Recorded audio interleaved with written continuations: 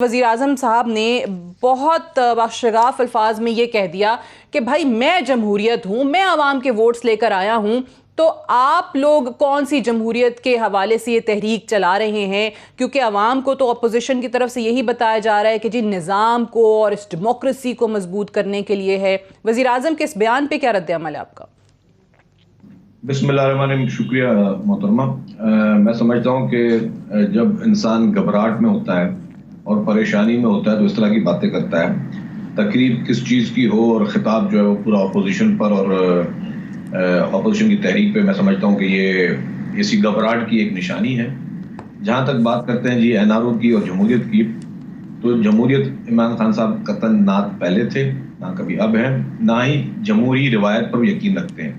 اگر جمہوری روایت پر یقین رکھتے تو جس طرح میڈیا کو پریشرائز کیا جا رہا ہے، جس طرح میڈیا پہ قدرن لگائے جا رہے ہیں، جس طرح میڈیا ہاؤسز میں جو ہے وہ ان کو فیڈرل گورنمنٹ کی طرف سے ڈکٹیشن دیے جاتے ہیں اور جتنا پریشر کیا جاتا ہے۔ آپ نے بھی بہت عرصے سے صحافت میں ہیں اور آپ کی ایک اچھی صحافی آپ رہی ہیں۔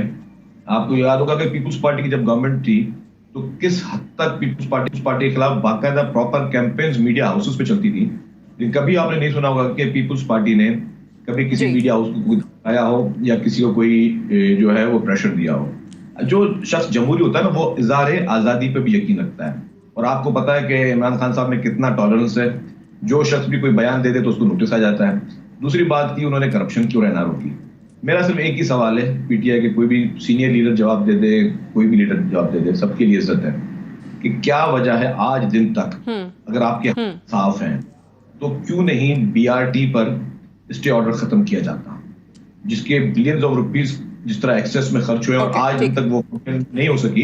کیا وجہ ہے کہ ان کے فورن فنڈنگ کیسز پہ اسٹے آرڈر انہوں نے لیے ہوئے ہیں اور یہ ٹریننگ ٹیکٹکس کر رہے ہیں؟ اگر آپ کے ہاتھ صاف ہیں اور اگر آپ سمجھتے ہیں جی کہ آپ نے کوئی غلط کام نہیں کیا تو آپ اسٹے آرڈر واپس لے لیں، اور یہ ماضی میں آپ عمران خان صاحب کے اسٹیٹمنٹ نکال لیں، ورنہ آپ کے پروڈیوسر نکالیں گے کہ جب ماضی میں کچھ اور پارٹیاں اسٹے آرڈر لیتی تھیں تو خان صاحب کی کیا اسٹیٹمنٹ ہوتی تھی؟ یہ لوگ اسٹے آرڈر کے پیچھے چھپے ہوئے ہیں۔ تو آج خود خان صاحب کے جو گورنمنٹ ہے، وہ پی ٹی آئی کی، چاہے وہ کے پی کے گورنمنٹ ہو یا فیڈرل گورنمنٹ ہو، ان کے صرف اور صرف جتنے اسکیمز آ رہے ہیں اور ابھی اور بھی آئیں گے، جو ساری قصے سارے کھل رہے ہیں، تو میں سمجھتا ہوں کہ ان کی کال اور فیل میں ایک کھلا تضاد ہے اور یہ مناسب نہیں ہے اس طرح کی گفتگو کرنا۔ اچھا، آپ کہہ رہے ہیں بکھلاہٹ میں آ کر وزیر اعظم آج یہ باتیں کر رہے ہیں جو پی ڈی ایم کے جلسے اور یہ پوری باقاعدہ شروع ہونے جا رہی ہے، بٹ حافظ حسین احمد صاحب یہ بھی بتا دیجئے گا کہ آج وزیر اعظم صاحب نے ایک طریقے سے اپوزیشن کو یہ بتا دیا ہے کہ جتنے مرضی آپ لوگ جلسے کر لیں، قانون توڑیں گے تو جیل میں ڈالا جائے گا۔ ابھی وہ آگے سارٹ بھی ہم آپ کو سنا دیں گے کہ شاہد خاقان عباسی صاحب نے کیا کہا تھا، لیکن ایک طرف تو ہم دیکھ رہے ہیں کہ جی کارکنان کو تیار کیا جا رہا ہے کہ گرفتاریاں دینی پڑیں تو دے دیں، تو واقعی یہ اب اپوزیشن کے لیے گرفتار ہونا، ڈنڈے کھانا، پتھر کھانا کوئی بڑا مسئلہ نہیں رہ گیا ہے جو آج وزیر اعظم یہ بات کر رہے ہیں کہ قانون توڑنے پر ہی جیلیں جو ہیں وہ ان کا سامنا کرنا پڑے گا، اپوزیشن تیار ہے؟ رانا تنویر حسین احمد صاحب ہمارے ساتھ ہوں گے۔ جی بہت شکریہ رانا تنویر حسین صاحب، آپ کا بھی آپ جواب دے دیجئے۔ حافظ حسین احمد صاحب، پھر میں ان کی طرف جاتی ہوں۔ بسم اللہ الرحمن الرحیم۔ دیکھیے سعدیہ، ہمارے بھائی عمران خان نے جو بات کی ہے اس کے مخاطب ہم نہیں ہیں۔ جی، انہوں نے جو کہا کہ میں کبھی این آر او نہیں دوں گا، وہ ہمیں نہیں کہہ رہا۔ کس لیے؟ اس لیے کہ 2-4 دن پہلے عمران بھائی نے برملا طور پر کہا تھا کہ میں این آر او نہیں دوں گا لیکن اسمبلیاں توڑ دوں گا۔ ظاہر ہے کہ این آر او دینے کی پوزیشن میں وہ نہ خود ہے، وہ تو ایک ایف آئی آر غداری کی درج کی جاتی ہے، اس بیچارے کو پتہ نہیں چلتا، ڈالر کی قیمت اوپر جاتی ہے، اسے پتہ نہیں چلتا، چوری کا سمگلنگ ہمارے ترین برادران کرتے انہیں پتہ نہیں چلتا، خسرو بھائی جو ہے وہ گندم کی سمگلنگ کرتے انہیں پتہ نہیں چلتا، یعنی اسے کس چیز کا پتہ ہے؟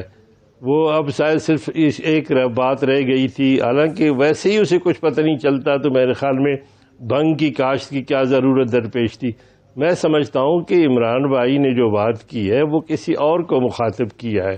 باقی جہاں تک تعلق ہے، ہمارے کھلاڑی بھائی کو یہ بات سمجھنی چاہیے کہ ہم نے جو پہلے اوپننگ کا آغاز کیا ہے وہ گوجرانوالہ سے کیا ہے، اور اس کی پچ جو ہے وہ ہمارے لیے اپوزیشن کے لیے بہت ہی کارآمد ثابت ہوئی تھی. اب بھی اس کی اپوزیشن ہمارے لیے بہت ہی بہتر ثابت ہوگی. آپ کو یاد ہوگا کہ جب لاہور سے ایک جلوس آیا تھا اور وہ گوجرانوالہ تک پہنچی تھی ججز کے حوالے سے، اس حوالے سے جو ہی ہم وہاں پہنچے تھے تو امپائر نے آ کر کس کا حق میں فیصلہ دیا تھا. اس لیے میں سمجھتا ہوں کہ اس وقت وہ تو اس لیے آپ دیکھ رہے ہیں کہ جی گوجرانوالہ بڑا سازگار ہوگا اس تحریک کے لیے، وہاں سے آپ آغاز کر رہے ہیں. بٹ مجھے اگر اجازت دیں میں رانا صاحب کا بھی کامنٹ اس پہ چاہوں گی، پھر میں ذرا حکومتی موقف کے لیے مسرت صاحبہ کی جانب جاؤں گی. وزیر اعظم کہہ رہے ہیں کہ بھائی آپ لوگ کیوں فوج کو بدنام کیے جا رہے ہیں، آپ جان بوجھ کے کر رہے ہیں، ہم اداروں کو بدنام نہیں ہونے دیں گے. اور اس کی رانا صاحب آپ نے سنا ہوگا انہوں نے جو وجہ بتائی، انہوں نے کہا کہ جی نواز شریف صاحب کی ہر آرمی چیف سے اس لیے لڑائی ہوتی ہے کہ باقی ایف بی آر، نیب اور یہ وہ ادارے تو وہ اپنے انڈر کر لیتے ہیں کسی نہ کسی طریقے سے دباؤ ڈال کے، لیکن آئی ایس آئی کو ان کی حرکتوں کا اور ان کی چوری کا پتہ ہوتا ہے، اور آئی ایس آئی کو یہ بھی پتہ ہے کہ میں کس طریقے سے رہ رہا ہوں، میری زندگی کس طریقے سے گزر رہی ہے. سو اس لیے وہ کہتے ہیں کہ جی ان کی ہر آرمی چیف سے لڑائی رہی ہے.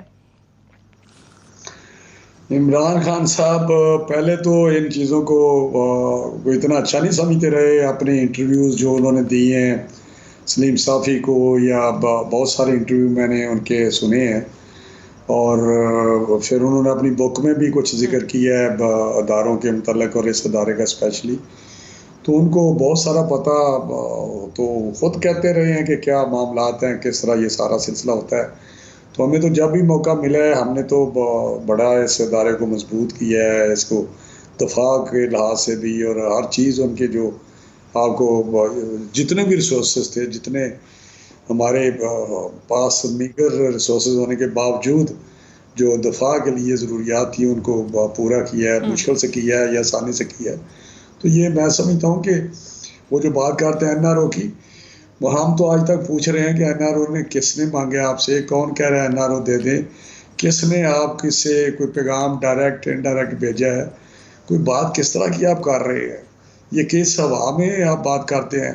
تو آپ تو این آر او ان کو دیا، آپ نے جہانگیر ترین کو بار بھیج دیا، پھر زلفی بخاری کو بھیج دیا، جس کا بھی کوئی تھوڑی پکڑ شروع ہونے لگتی ہے تو اس قانون میں آپ ترمیم چاہتے ہیں نیب میں کہ میرے جو بندے ہیں وہ بچ جائیں، چاہے وہ ڈیفنس منسٹر ہو، چاہے اسپیکر ہو، یا کوئی بھی، سب پہ آپ کو پتہ نیب کی انکوائری یا بی آر ٹی کی انکوائری آپ رکوا دیتے ہیں. وہ تو کہتے ہیں آپ لوگ پتہ نہیں 34 شکوں میں ترمیم چاہ رہے تھے نیب کی، وہ تو آپ لوگوں کا ذکر کرتے ہیں، اپوزیشن کی ڈیمانڈ بتاتے ہیں اس کو. سعدیہ میں نے ابھی پروگرام میں بتایا کہ میں آپ کو مطلب اگر آپ مجھے بلیو کریں تو میں آپ کو بتاتا ہوں کہ یہ انہوں نے شروع کیا کوئی جب اسمبلی ماض وجود میں حکومت ان کی 6 مہینے بعد انہوں نے اپروچ کیا کہ ہم پھنسے ہوئے ہیں تو ہم چاہتے ہیں یہ نیب میں ترمیم کرنا، اور ہم نے کہا جی بڑی پازیٹیو بات ہے.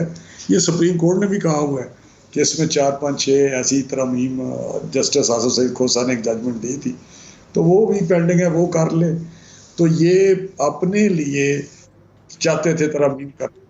وہ جو 34 شکیں نہ کسی نے بات کی ہے، وہ ایک بل نائک صاحب نے ایک پرائیویٹ بل ٹیبل کیا تھا سینٹ میں جس میں 34 شکیں تھی، اس کو لے کے انہوں نے بیانیہ بنا لیا. حالانکہ میں یقین سے آپ کہتا ہوں کہ انہوں نے ہمارے پیچھے پیچھے پھرتے رہے، تو کہاں سے اجازت نہیں ملی ان کو ترمیم کرنے کی کہا نہیں، لیکن they were dying for these amendments، کیونکہ وہ کہتے تھے. لیکن ایک ان کی ضرور خواہش تھی کہ ایسی امینڈمنٹس کی جائیں جس سے ہم نکل جائیں سارے، اور ان کے جو کیسز ہیں جو 47 سے تو آپ یا وہ اسی طرح رہے ہیں. آپ کہتے ہیں کہ حکومت کے کیسز جو ہیں، حکومتی لوگ جو ہیں وہ نکل جائیں اور اپوزیشن کے جو ہیں وہ اسی طریقے سے چلتے رہیں. آپ کہتے ہیں یہ موقف تھا. ٹھیک ہے.